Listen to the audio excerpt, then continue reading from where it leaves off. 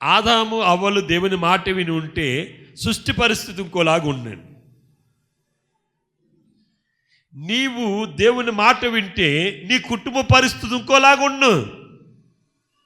నువ్వు దేవుని మాట వినట్లేదు కాబట్టి నీ కుటుంబంలో ఏమొస్తుంది? అసమాధానం వస్తుంది. నీ కుటుంబంలో ఆశీర్వాదాలు లేని పరిస్థితి వస్తుంది. నీ కుటుంబంలో నష్టం జరుగుతుంది. నీ కుటుంబంలో కీడు జరుగుతుందండి. ఇక్కడ తండ్రి దగ్గర నుంచి ఆస్తిని తీసుకున్నాడండి. ఈ ఆస్తిని తీసుకుని ఏం చేశాడు తెలుసండి? మరి కొన్ని దినములైన తర్వాత సమస్తమును కూర్చుకున్నట్టండి, అన్ని సమకూర్చుకుని ఏం చేశాడట? దూరదేశము ప్రయాణమైపోయి అక్కడ తన ఆస్తిని దుర్వ్యాపారము వలన పాడు చేసుకొనేను. గమనించండి ప్రియమైనటువంటి, తండ్రి ఇచ్చేసాడు అన్నీని, అవన్నీ తీసుకున్నాడు, అన్ని సమకూర్చుకున్నాడు. తండ్రి ఏమనని అనలేదండి, తండ్రి ఆటంకం పెట్టలేదు. అన్నీ కుమారునికి ఇచ్చేసాడు, అన్ని సమకూర్చుకొని. అప్పుడు కూడా తండ్రి చెప్తున్నాడు, నాయనా నా మాట విను, నా మాటకు లోబడు, నన్ను విడిచి వెళ్ళకయ్యా, సావాసాన్ని విడిచి వెళ్ళకయ్యా అని చెప్తున్నా సరే వాడు తండ్రి మాటను లెక్క చేయకోకుండా కొన్ని దినములైన తర్వాత సమస్తమును కూర్చుకొని దూరదేశం వెళ్ళాడట. పక్కూరు కాదండి, ఎక్కడికి వెళ్ళాడట? దూరదేశం వెళ్ళాడట. అక్కడ ఏం చేసాడటండి? దుర్వ్యాపారము వలనటండి. ఏ వ్యాపారం? దుర్వ్యాపారము వలన అంటే పాపపు పనులు. తండ్రితో ఉంటే ఆ పనులు చేయకూడదండి. ఏమండి, నువ్వు పాప పనులు చేస్తున్నావంటే, నువ్వు మోస పనులు చేస్తున్నావంటే, నువ్వు అన్యాయం చేస్తున్నావంటే, నువ్వు వ్యభిచారం చేస్తున్నావంటే, నువ్వు చుట్ట కాలుస్తున్నావంటే, నువ్వు సిగరెట్ తాగుతున్నావంటే, అర్థమవుతుందా? నువ్వు తాగుతున్నావంటే, నువ్వు అల్లరి చిల్లర ఆటపాటలలో ఉన్నావంటే, నువ్వు లోకంలో కుప్పుగంతులు వేస్తున్నావంటే నువ్వు ఎవరితో సావాసం కలిగి లేవు? దేవునితో సావాసం కలిగి నువ్వు ఎవరితో సావాసం కలిగి ఉన్నావు? సాతానుతో సావాసం కలిగి ఉన్నావు. ఇప్పుడు బయటికి వెళ్ళి ఏ సావాసాన్ని విడిచిపెట్టాడండి? తండ్రి సావాసమును విడిచిపెట్టాడు. మీరు కూడా ఆయన సావాసమును విడిచిపెట్టి సాతాను యొక్క సావాసం చేస్తే కొంతకాలానికి అంతా ఏమైపోద్దండి? అంతా ఏమవుతుంది అండి? ప్రియమైనటువంటి వాళ్ళు, సిగరెట్ తాగితే లాభమా నష్టమా చెప్పండి? మందు తాగితే లాభమా నష్టమా? వ్యభిచారం చేస్తే లాభమా నష్టమా? లాభమా? నష్టమే కదా. అంటే ఈ సాతాను క్రియలన్నీ కూడా మనకు నష్టాన్ని కలుగు చేస్తున్నాయా, లాభాన్ని కలుగు చేస్తున్నాయా? అంటే మనం ఆయన సావాసం చేస్తే మనకు లాభం కలుగుతుంది. ఆయన సావాసాన్ని విడిచిపెట్టేసి సైతాన్ యొక్క సావాసం చేసామంటే మనకు అన్నీ ఏమొస్తాయండి? నష్టాలు వస్తాయి. ఈ కుమారుడు ఏంటండి, అన్నీ కోల్పోయాడటండి. తండ్రి దగ్గర ఉన్నప్పుడు ఎలాగుండేదండి అతని పరిస్థితి? ఏమండి, రాజులాగా బతికేవాడు. ఎలా బతికేవాడు? రాజులాగా బతికేవాడండి. యేసుక్రీస్తుతో సావాసం చేస్తే నువ్వు ఎలాగుంటావు తెలుసండి? రాజులాగా ఉంటావండి. ఆయనతో సావాసం రాజులాగా నువ్వు జీవించవచ్చు. ఆయన అన్నాడు, మీరు రాజులైన యాజక సమూహము. ఏ సమూహం అటండి? రాజులైన యాజక సమూహం అన్నాడు. ఆయనతో నువ్వు సావాసం కలిగి ఉంటే నువ్వు రాజులాగా ఉంటావు, అధికారం గలవారిగా ఉంటావు, అధికారివై ఉంటావు నీవు. ఇప్పుడు తండ్రి ఇంట అతడు అధికారిగా ఉన్నాడు. ఇప్పుడు ఏమయ్యాడు? అన్నీ కోల్పోయాడండి. ఏడు దరిద్రానికి తగ్గట్టు ఆ దేశంలో ఏమొచ్చిందట చెప్పండి? కరువు వచ్చిందట. కరువు లేకపోతే ఏముండేదండి? భోజనం దొరికేదండి, పని దొరికేది. ఏమండి, కరువు ఉన్నది కాబట్టి అక్కడ ఏం లేదు? భోజనం లేదు, పని లేదండి. భోజనం లేదు, పని లేదండి. ఎవడు భోజనం పెట్టట్లేదు కనుక పని ఎత్తుక్కున్నాడట అండి. పని ఎత్తుక్కుంటే ఎవడు పని అవ్వలేదట. ఒకడు అన్నాడట, అది దగ్గర ఒక 100 పందులు ఉన్నట్టున్నాయి. ఆ పందులకి ఎవడైనా కాపర దొరుకుతాడని చూస్తున్నాడు. ఎలాంటి కాపరి కావాలి? జీతం తీసుకొని కాపరి కావాలి. భోజనం అక్కర్లేదన్న కాపరి కావాలి. భోజనం అక్కర్లేదు, జీతం అక్కర్లేదన్న కాపరి కావాలి. ఈయన వెళ్ళాడు, అయ్యా నేను ఈ పందులు కాస్తాను అన్నాడు. పందులు కాస్తే కాద్ది కానీ నీకు మట్టుకు నేను జీతం ఇవ్వను, భోజనం పెట్టను, పందులతో పాటు నువ్వు కూడా పొట్టి తినాలయ్యా అన్నాడు. ఏమన్నాడు? పందులతో పాటు నీవు కూడా పొట్టే తినాలన్నాడట. తండ్రి సన్నిధికి వేరైతే, తండ్రి సావాసమునకు వేరైతే, తండ్రి సావాసమును విడిచిపెడితే వాడి యొక్క పరిస్థితి ఎలాగుందో చూడండి. నా ప్రియ దైవ జనాంగమా, ఈరోజు బల్లగుద్ది మీకు చెప్తున్నాను, యేసయ్య సావాసమును ఎవడైతే విడిచిపెడతాడో వాడు దేశ దెమ్మరై తిరుగుతాడని దేవుని యొక్క వాక్యం సెలవిస్తుందండి. తినడానికి తిండి ఉండదు, తాగడానికి నీళ్ళు ఉండదు, కప్పుకోవడానికి వస్త్రం ఉండదండి. దేవుని యొక్క వాక్యం ఆ రీతిగా సెలవిస్తుంది. ప్రియ దైవ జనాంగమా, ఇక్కడ మనం చూసినట్లయితే ఆయనతో సహవాసం కలిగినటువంటి వానికి ఏం కలుగుతుందటండి? సమాధానం కలుగుతుంది. ఆయనతో సహవాసం కలిగిన వారికి మేలు కలుగుతుందటండి. ఇక్కడ ఇతని జీవితంలో మేలు కలిగిందా, కీడు కలిగిందా? కీడు కలిగింది. కీడు కలిగాకటండి ఆ పందులు పొట్టు తిందామంటే పందులు పొట్టు కూడా తినలేకపోతున్నాడట. పొట్టు మనకి జీర్ణం అవుతుందా చెప్పండి అండి? అంటే పొట్టు తింటే జీర్ణం అవుతుందా చెప్పండి? బియ్యం పైన తొక్కలు తింటే మనకి జీర్ణం అవుతుందా? చిట్టు తింటే జీర్ణం అవుతుందా? ఊక తింటే జీర్ణం అవుతుందా? ఇక ఆరోగ్య పరిస్థితి బాగోలేదు, బలం లేదు, శక్తి లేదు. అప్పుడు ఏమొచ్చిందటండి? బుద్ధి వచ్చిందటండి. బుద్ధి వచ్చిందట. ఏమయ్యాక? సర్వం అయిపోయాక. ప్రియ దైవ జనాంగమా, నువ్వు బుద్ధి తెచ్చుకో. అంతా అయిపోయాక నువ్వు బుద్ధి తెచ్చుకుందామంటే ఏమీ ఉండదు. మన పెద్దలు చెప్తూ ఉంటారు, చేతులు కాలక ముందే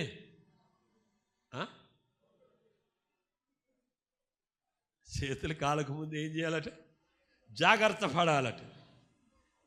దీపం ఆరిపోకముందే ఇల్లు చక్కబెట్టుకోవాలి. నీ జీవితము ముగిసిపోకముందే నీకు బుద్ధి రావాలి. నీకు ఇంకా బుద్ధి రాకపోతే నాశనము నీ గుమ్మం దగ్గర కాపలా కాస్తుంది. పాపము నీ గుమ్మము దగ్గరే పొంచి చూస్తుంది. కీడు నీ గుమ్మము దగ్గర ఉంది. నీకు బుద్ధి రాకపోతే ఆ కీడే నువ్వు అనుభవించవలసి వస్తుంది. ఇప్పుడు ఆడికి బుద్ధి వచ్చేసిందట. బుద్ధి వచ్చి అనుకుంటున్నాడట, నేను దేవునికిని నా తండ్రికిని, దేవునికిని నా తండ్రికిని విరోధంగా నేను పాపం చేశాను. ఎందుకంటే సంఘముతో సావాసు విడిచిపెట్టాను, దైవ సేవకునితో సావాసు విడిచిపెట్టాను, దేవునితో సావాసు విడిచిపెట్టాను, వాక్యముతో సావాసు విడిచిపెట్టాను, ప్రార్థనతో సావాసు విడిచిపెట్టేశాను. కనుక నాకు చాలా కీడు కలిగింది, అన్నీ కోల్పోయాను. నాకు వేరై నువ్వు ఏమి సాధించావని నా తండ్రి అడిగితే చెప్పడానికి నా దగ్గర ఏమీ లేదు. నా తండ్రి ఏంటైతే అనేకులకు సమృద్ధిగా ఆహారం ఉన్నది. నా తండ్రి దగ్గర నేను ఒక రాజులాగా నేను బ్రతికాను. కానీ ఈరోజు నా పరిస్థితి, ఈరోజు నా స్థితి, పందులు తినే పొట్టు కూడా తినలేని పరిస్థితిలో నా పరిస్థితి ఉంది. కనుక నేను నా తండ్రి ఇంటికి వెళ్తాను. నీ కుమారుని నేను అనిపించుకోను, మునిపటి స్థితి మరి నేను అడగను. నీ పనివానిలో ఒకనిగా నన్ను చేర్చుకోమని నేను బ్రతిమాలుకుంటాను. ఆ రోజు తండ్రి బ్రతిమాలాడు, బుద్ధి రాలేదండి. ఈరోజు బుద్ధి వచ్చింది. ప్రియ దైవ జనాంగమా, మనకేమి రావాలి? ఏమి రావాలి?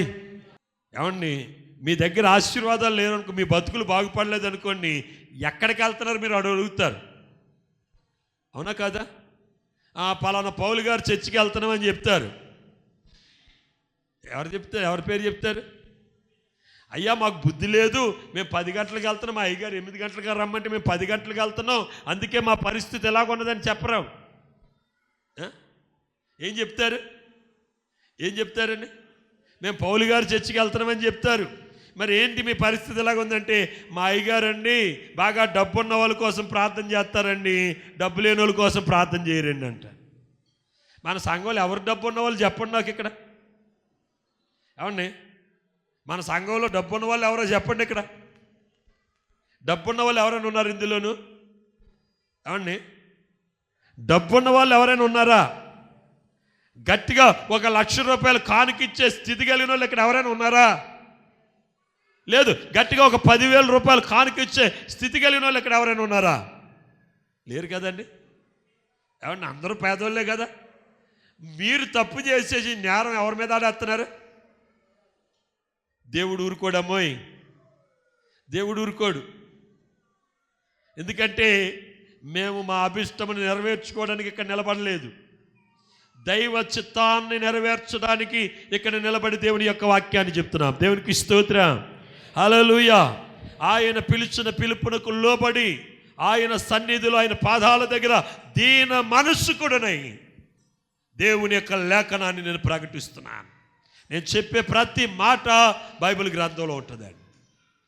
వాక్యానికి వెలుపలకు వచ్చి నేను ఒక్క మాట కూడా నేను చెప్పను. కారణం ఏంటంటే నాకు చాలా భయం అండి, చాలా భయం నాకు. ఎందుకంటే మీకు నేను బోధించి నేను సరిగా నడవకపోతే అది చాలా కీడండి.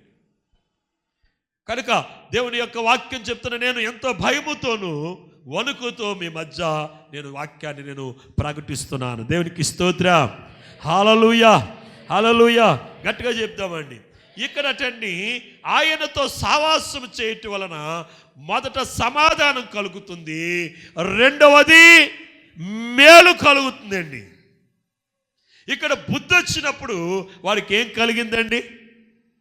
బుద్ధి వచ్చినప్పుడు ఏం కలిగింది అండి? మేలు కలిగిందా, కీడు కలిగిందా? మేలు కలిగింది కదండి. మీకు బుద్ధి వచ్చింది అనుకోండి, ఏం కలుగుతుంది?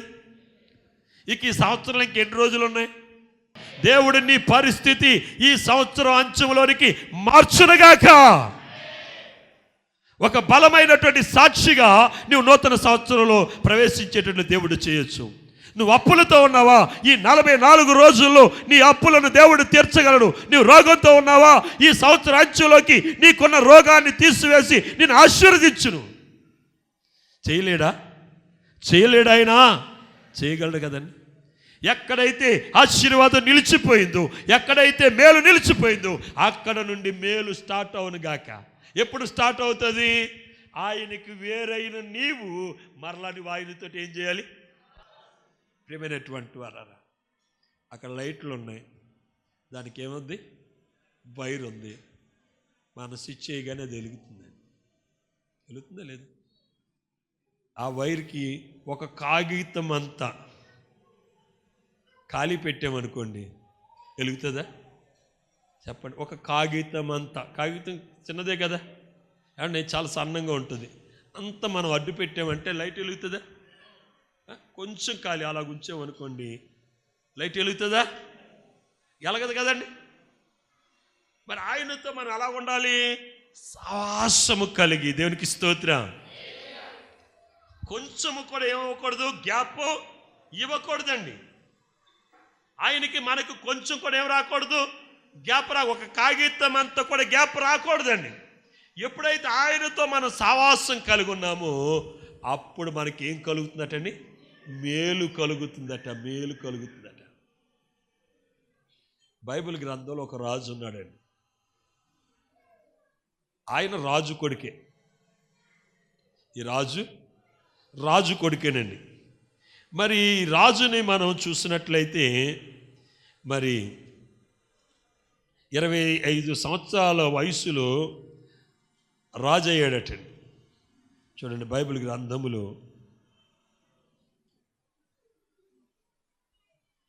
రాజుల రెండవ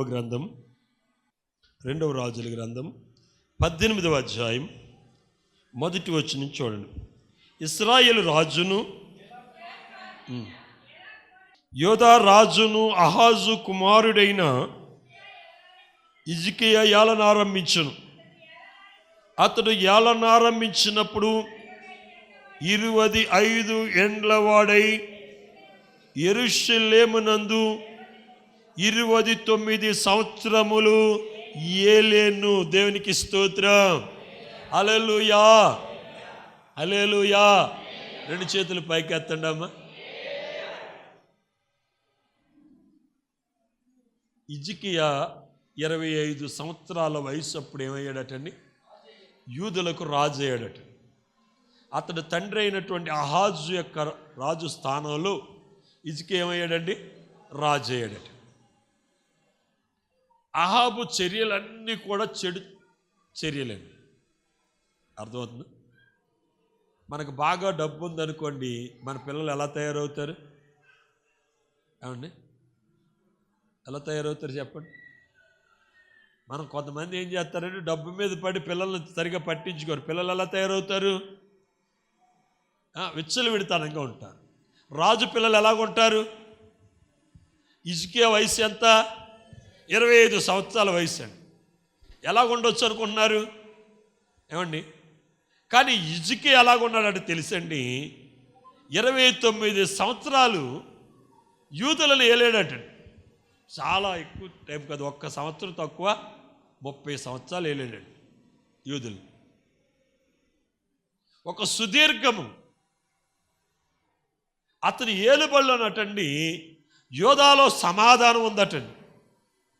అతని ఏలుబడిలో యోధా ప్రజలటండి ఆశీర్వదింపబడ్డారట. దేవునికి స్తోత్రం. అతని ఏలుబడిలో దేశము సంతోషంగా ఉందటండి. ఎక్కడ సమాధానం ఉంటుంది అక్కడ ఏముంటుందండి? సంతోషం ఉంటుంది. కారణం ఏంటో చూడండి, కింద వచ్చిన చదవండి. 29 సంవత్సరములు ఏలును. అతని తల్లి జకరియా కుమార్తె. తన పితరుడైన దావీదు చేసినట్టు అతడు యెహోవా దృష్టికి పూర్ణముగా నీతిని అనుసరించేను. దేవునికి స్తోత్రం. ఎంత చక్కటి మాటలు దేవుడు వాడాడో చూడండి. అక్కడ దావీదు వలె ఉన్నాడని అంటలేదండి. దావీదు వలె పూర్ణంగా ఎలాగటండి? ఎలాగున్నాడా? పూర్ణముగా అంటే సంపూర్తిగా, సమృద్ధిగా దేవుని యొక్క వాక్యమును, దైవ చిత్తాన్ని తన మనస్సులో ఏం చేశాడట? నిలుపుకున్నాడు. ఇతడు ఎవరు కుమారుడండి? అహాజు యొక్క కుమారుడు. సర్వసాధారణంగా కొడుకులకి ఎవరి బుద్ధులు వస్తాయండి? చెప్పండి, ఎవరి బుద్ధులు వస్తాయి? ఎవరి బుద్ధులు వస్తాయి చెప్పండి? ఎవరి బుద్ధులు వస్తాయి చెప్పండి అమ్మా.